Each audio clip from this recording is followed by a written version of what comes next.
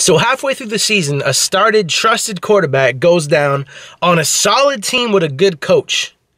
The unproven backup comes in, finishes the season like a champ, goes on a playoff run, goes to the Super Bowl, and against all odds, comes back with a Lombardi trophy against a powerhouse opponent.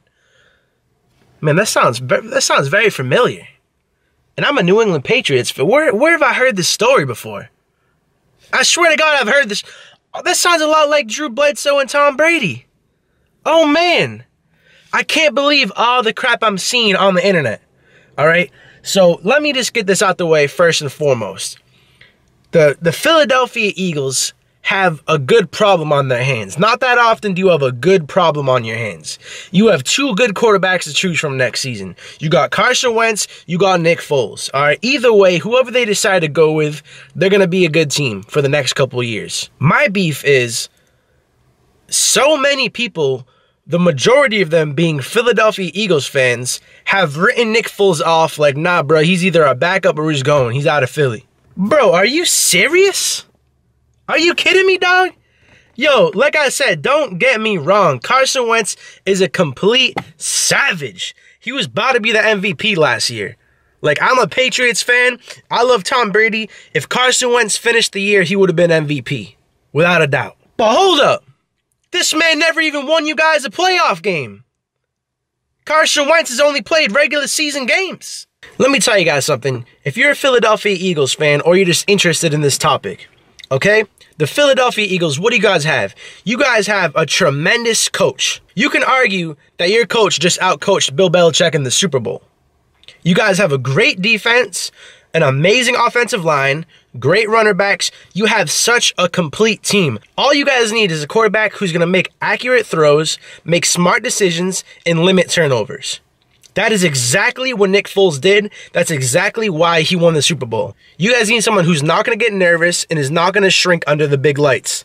That's what Nick Foles just did for you guys.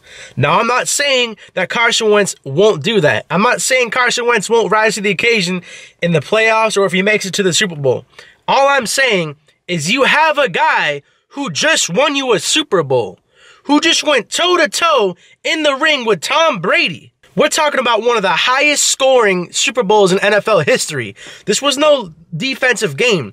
This was a shootout. I mean, if you guys remember, all right, the first opening drive of the Super Bowl, which is always runs to calm the nerves of every player.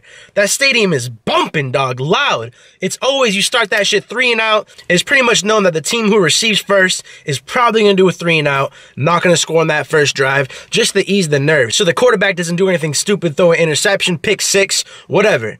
This dude, Nick Foles, came out slinging. I don't think they ran the ball for the first 6, 7 plays. Ridiculously important plays of this game. Nick Foles looked like it was just another day in the office. This guy was not fazed. His career was on the line. This was the biggest moment of his life.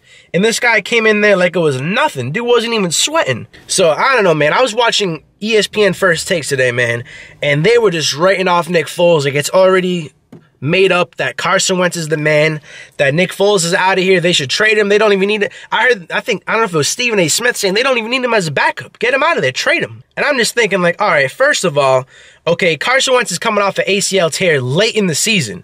And I actually heard on that same episode of ESPN First Take, what was it, D'Angelo Hall saying that an ACL tear isn't a traumatic injury to the knee? Being someone who myself, I've torn my ACL, and I know I'm not a professional athlete, but that is most definitely a traumatic injury to your knee, all right? Your knee is not the same after tearing your ACL. I tore my ACL about 3 years ago, full recovery, everything was fine, great surgery, and I don't care what you say, you are not the same after you tear your ACL. And the fact that if Carson Wentz was smart, he would not try to come back week 1 because he'd be risking another season-long injury. I don't know, man. If I was a Philadelphia Eagles fan, I'd be thinking, hey, Nick Foles just proved that he has what it takes, that he will not get nervous, he will not shrink under the pressure, and if anything, the bright lights made him play even better.